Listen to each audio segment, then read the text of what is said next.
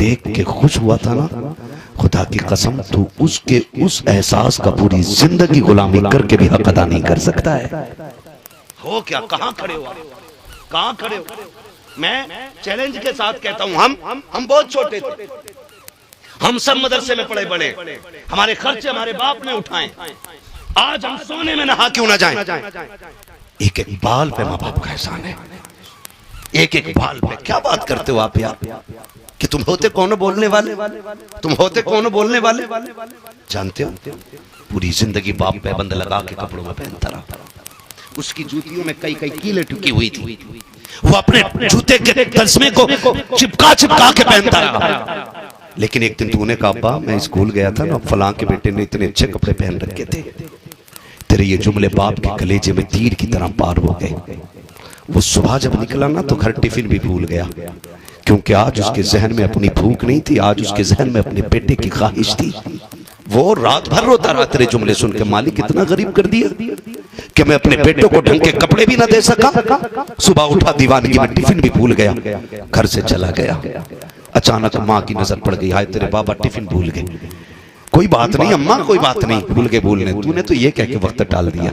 लेकिन वो बाप जब शाम हुई ना, सब घर आने लगे। मालिक ने मजदूरी दे के कहा था कि तू नहीं जाना चाहता, उसने कहा आज मुझे और काम कर लेने दो। कहा कि उनका सुबह बच्चे का शौक पूरा करना है। उसने कहा शाम तक उसने डे नाइट ड्यूटी की, फिर भी इतने न बन सके तो उसने फिर झोली फैला दी, 8 दिन की मजदूरी उधार दे दो। आज खाली हाथ नहीं जाना चाहता, बच्चे की गोद में उसकी ख्वाहिश डालूंगा जा करके। और वो जब रात के सन्नाटे में आया, तेरे नए कपड़े लेकर के जब आया ना, खुदा की कसम जो तेरे बदन पे डाल के उसने हसरत भरी निगाह से देख के तुझे चूमा था ना, पूरी जिंदगी गुलामी करके भी तुम उसके उस बोसे का हक अदा नहीं कर सकते हो। आज हमारे पास गाड़ियां हैं, आज गाड़ियां हैं और बाप बोझ है हमारे, बाप बोझ। एक एक बंदा याद करे, हम छोटे थे, अच्छे खासे 8 साल के हो गए थे, हमने कहा किधर का बाजार का, मैं भी जाऊंगा। उसने कहा चल, उसके पास साइकिल भी नहीं थी, गाड़ी तो बड़ी बात, साइकिल भी नहीं थी। वो यूं उंगली पकड़ के चलता रहा, अभी 10 कदम चले थे, अब्बा मैं थक गया हूं। उसने उठा के कंधे पे यूं रखा था जैसे जिंदगी की सबसे बड़ी सौगात उठा के चल दिया हो, ऐसे लेके जा रहा था जैसे जिंदगी की महराज हो रही हो। उसने कंधे तो बदले लेकिन कभी तुझे पैरों पे चलने नहीं दिया। वो कंधे पे लेकर के 8 किलोमीटर तक चलता रहा। आज तेरे पास गाड़ी है, अब्बा कहता बेटे फेफड़े का एक्सरा करा देता, बेटे चला नहीं जाता। अब्बा आज गाड़ी में तेल लगी है, आज गाड़ी खाली नहीं है, आज मुझे फुर्सत नहीं है। और जबान को लगाम दे, इसकी कागज पे अपनी जरूरतों को आगे न डाल, वरना अल्लाह तेरी जबान पे फालिश डाल देगा और कोई दवा तुझे ठीक नहीं कर पाएगी। ये वही बाप है जो तुझे पैदल चल के तुझे गाड़ियों के मजे दिलाता रहा, कंधे पे बैठा करके तुझे जहाज की मस्तियां इसने दिलवाई है। आज तुम्हें खुदा का वास्ता है, अगर बाप है तो कदर कर लो। खुदा की कसम कल दौलत होगी, बाप नहीं होगा तो रोने के सिवा कुछ नहीं पाओगे। तुम्हें गाड़ियां मिल जाएंगी, बंगले मिल जाएंगे, लेकिन इस्तेमाल करने वाला बाप नहीं होगा तो अमीर होके भी कंगाल नजर आओगे, पैसे वाले होके भी आप भिखारी नजर आओगे। सबसे अमीर वो नहीं होता है जिसके पास सोना ज्यादा होता है, अमीर वो होता है जिसके सर पे माँ बाप का साया हुआ करता है। क्या कहने करो इनकी, इनसे कहते हो तुमने हमारे लिए किया क्या, तुम कौन होते हो हमसे पूछने वाले। सुन बस आखिरी बात, रात को आते हो वहां पे आप कहते कहां था अब तक, कहता मुंह बंद रखो, मुंह बंद रखो। डांट क्यों रहा है भाई, क्यों इस लहजे में बात कर रहा है बाप से? कहा मेरी मर्जी है, मेरे अपने यार दोस्त हैं, मैं उनके साथ जिंदगी नहीं गुजार सकता। सुन भाई, अगर यार दोस्तों पे ज्यादा घमंड है ना तो मैं तुझे बता दूं, जब दुनिया तेरे पीछे पड़ जाएगी ना और सारे रास्ते बंद हो जाएंगे, फिर तू मदद के लिए दोस्तों की तरफ जाएगा और दोस्त जब ये देखेंगे कि इसका साथ देने में हम भी फंस जाएंगे, तो वो जो तेरे साथ जीने मरने की कसमें खाते थे ना, वो मुंह फेर लेते हैं, मुंह फेर लेते हैं। धोखे में मत रहना, मेरा पक्का यार है, बचपन का यार है। मैंने बड़े बड़े यार देखे, बड़े बड़े यार देखे इतनी सी कम उम्र के अंदर। जमाने को बहुत बदलते हुए देखा है हमने। जिस दिन मुसीबत में आएगा ना और मदद करते वक्त दोस्त सोचेगा कि मैं फंस सकता हूं इसकी मदद करने में, वो भी तुझे पहचानने से इनकार कर लेगा। और जब वो इनकार करेगा, सारे रास्ते बंद होंगे ना, फिर तू पलट के ना रोता हुआ बाप की चौखट पे जाएगा। बाप अगर कमर टूट गई है, पैर काम नहीं कर रहे, बिस्तर पे पड़ा होगा और तू कुछ भी ना कहेगा ना, मुंह लटका के बैठ जाएगा, बाप बाप होता है। तेरा चेहरा देख के कहेगा क्या बात है बेटे, क्या बात है। फिर तू रोएगा और तू दुख बयान करेगा ना, तो बिस्तर पे पड़ा बाप उठ के कहेगा दुख क्यों उठा रहा है, अभी तेरा बाप जिंदा है। वो बिस्तर पे पड़ा बाप तुझे कहेगा अभी मैं जिंदा हूँ, घबराने की जरूरत नहीं है बेटे, अभी दुनिया से लड़ जाऊंगा मैं। जिन दोस्तों के लिए माँ बाप छोड़ देते हो तुम, दस्तरखान लगा, माँ ने कहा बेटे खाना खाने, बड़े बुरे कहते हैं ना बगैर खाए घर से नहीं जाना चाहिए। माँ ने दस्तरखान लगा दिया, अभी बैठे ही थे कि अचानक मैसेज आ गया, ओ मेरा गोलू यार गेट पे खड़ा है। दस्तरखान छोड़ा भाग लिए, माँ आवाज देती रह गई, अब्बा पूछता रह गया कहाँ जा रहा है, कहाँ जा रहा है, कुछ नहीं बस अभी आ रहा हूँ, ये कह के तुम निकल गए। तुम 1 बजे तक दोस्तों के साथ मंडी मार्केट घूमते रहे, तुमने फ्राई भी खाई, बिरयानियां भी खाई, शौक उड़ाए, मच्छेदार चीजें खाते रहे, लेकिन तुम्हें पता है तुम्हारा दस्तरखान पे रखा हुआ खाना माँ इसी तरह देखती रही जिस तरह से लगाया था। वो बार बार दरवाजे को देखने आती थी, अभी बेटा नहीं आया है, बेटा नहीं आया है। माँ बाप कहते कि हम बाद में खाएंगे, पहले बच्चों को खिलाएंगे। जब तू आधी रात में पेट भर के यारों के साथ खा के आया, बूढ़ी माँ ने कुछ भी नहीं खाया था, बाप भी फाके से लेटा हुआ था, आंख लग गई उनकी, बुढ़ापा था, तूने दरवाजा बजाया, अंदर से आवाज आने की बजाय कुछ देरी हो गई, तू फिर तो आग बबूला हो गया। बूढ़े माँ ने उठ करके जैसे मुश्किल से जाके दरवाजा खोला, फिर तूने आग बरसाना शुरू कर दी, नौकर हूं तुम्हारा, कब तक तुमने इंतजार कराया, आवाज नहीं आती है, कैसे सोते हो। खुदा का वास्ता तुम कभी माँ के देर से उठने पे गुस्सा ना करना,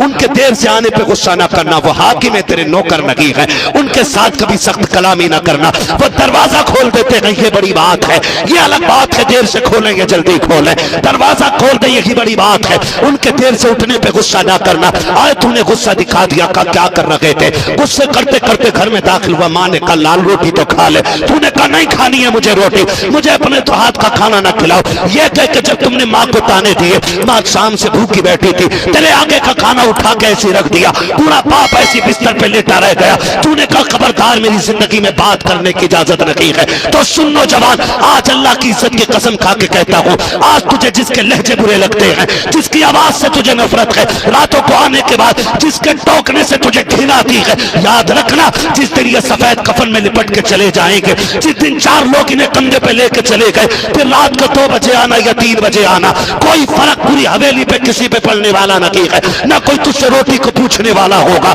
ना कोई तेरे लिए दस्तरखान पे इंतजार करेगा। आज ये कहे तो तेरी रोटी की फिक्र करते हैं, आज ये कहे तो तेरे खाने की फिक्र करते हैं, जिस दिन ये सफेद कफन में लिपट के चले जाएंगे, फिर किसी को दस्तरखान पे तेरा इंतजार नहीं होगा, फिर किसी को तेरी राहों में बैठने का, वक्त देने का कोई मौका नहीं मिलेगा। फिर तू रात के सन्नाटे में आएगा, तू चारों तरफ निगाह दौड़ाएगा, तुझे बाप की चारपाई तो नजर आएगी, लेकिन लेटने वाला बाबा नहीं होगा, दीवार से लगी एक लाठी भी दिखाई देगी, लेकिन पकड़ने वाला बूढ़ा बाप नहीं होगा। फिर गौर से देखेगा, एक बिस्तर सिमटा हुआ रखा है, ये वही बिस्तर है जिस पे खुदा की रहमतें उतरा करती थी। तू चाहेगा कि इस बिस्तर से फिर से कोई आवाज आए, लेकिन बिस्तर हमेशा हमें उसके लिए खामोश हो चुका होगा। फिर तू परेशान होगा, तेरे कान तलाश करेंगे, काश फिर से वो करज वाली आवाज उठे, कोई मुझसे रात का हिसाब ले, कोई मेरा कान पकड़ के कहे अब तक कहां था। खुदा की कसम खा के कहता हूं, तेरे कान तरस जाएंगे, लेकिन ये आवाज दोबारा नहीं सुनाई जाएगी। और तुम्हें खुदा का वास्ता अपने माँ बाप से सख्त लहजे में बात न करना, इनसे गुस्सा न करना, इनकी आवाज को जख्मत नहीं खुदा की रहमत समझा करो, इसलिए कि जब तक ये आवाज आती है, सिर्फ आवाज नहीं बल्कि अर्श से रिस्कों के फैसले भी उतारे जाया करते हैं। वाह वाह, क्या कहने। अल्लाह सलामत रखे। इसलिए मेरे अजीज सारे नौजवानों से गुजारिश, आज के बाद कभी बाप के सामने ऊंची आवाज में बात नहीं करेंगे इंशाअल्लाह, वादा करते हैं इंशाअल्लाह। कहीं ऐसा तो नहीं है मौलवी का पसीना रायगा जाए। मैंने इतनी मेहनत इसलिए नहीं की कि तुम सुभान अल्लाह कहो, तुम नारे लगाओ, मैं इन चीजों का वैसे भी कायल नहीं हूं। मैं तो चाहता हूं बात 10 मिनट हो, लेकिन दिल पे उतर जानी चाहिए। अगर जलसे में आने के बाद एक बंदा भी नहीं बदला तो फिर जलसों की जरूरत नहीं है। इतना जिक्र तो मस्जिद में भी होता रहेगा।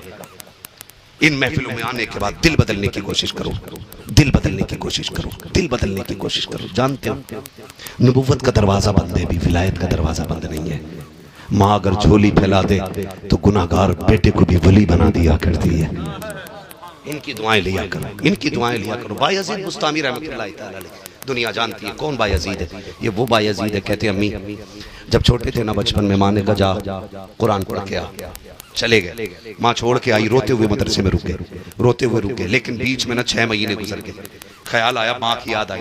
6 महीने बाद माँ से मिलने के लिए बायजीद आ रहे हैं, बचपन का जमाना है। घर आए, सलाम किया, माँ ने जवाब दिया। माँ ने कहा बेटे हाफिज हो गया? कहा नहीं अम्मी। माँ ने मुंह फेर लिया। कहा मैंने वादा नहीं किया था कि उस दिन तेरा मुंह देखूंगी जिस दिन तू पूरा कुरान का हाफिज बन के लौटेगा। ये कह के माँ ने चेहरा फेरा, उल्टे पैर लौट गए मदरसे।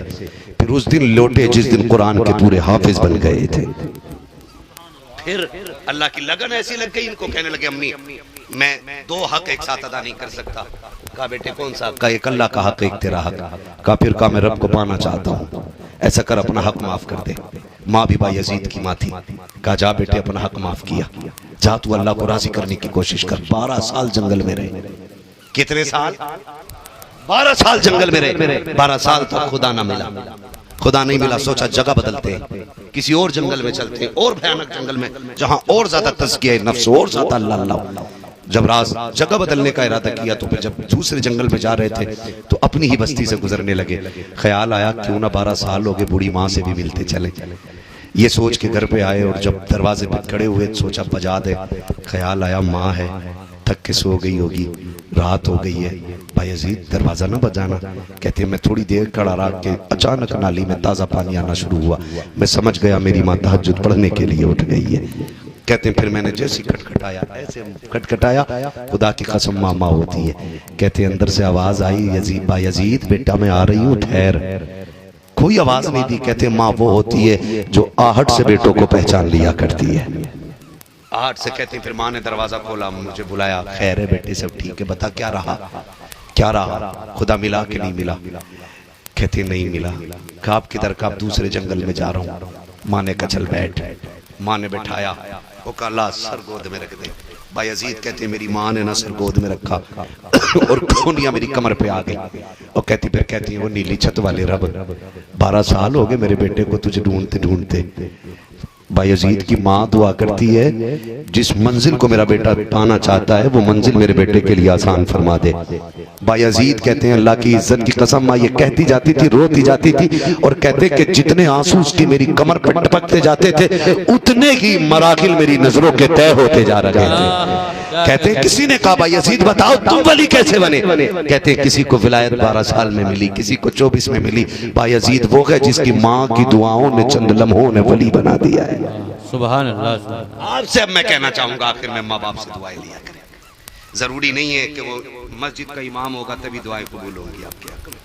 जरूरी नहीं है वो काबे का इमाम है, मजदूर भी है ना, खेती करके आया, ईंटें उठा के आया और उसकी जब झोली फैलती है ना अल्लाह मेरे बेटे को वली बना दे। खुदा की कसम हाथ उठने में देर होती है, रब के खजानों से भीख मिलने में देर नहीं हुआ करती है। इसलिए मेरी आपसे गुजारिश है माँ बाप की इज्जत करेंगे इंशाल्लाह, करेंगे इंशाल्लाह। और जिनके माँ बाप दुनिया से चले गए अगर वो सोच रहे होंगे कि हमने बड़ी दौलत गवा दी तो फिर एक बात मेरी सुन लें, अगर माँ बाप नहीं है ना तो कब्रिस्तान जाना, कब्रिस्तान जाना। फरमाया गया उनकी कब्र को चूमो। जो माँ बाप की कब्र को बोसा देता है गोया वो काबे की चौखट को बोसा दिया करता है। हाँ, और फरमाया गया जो जुमेरात जुमे के दिन, जो जुमे के दिन माँ या बाप या दोनों में से किसी एक की कब्र पे जाए अल्लाह उसके सारे गुनाहों को माफ फरमा दिया करता है।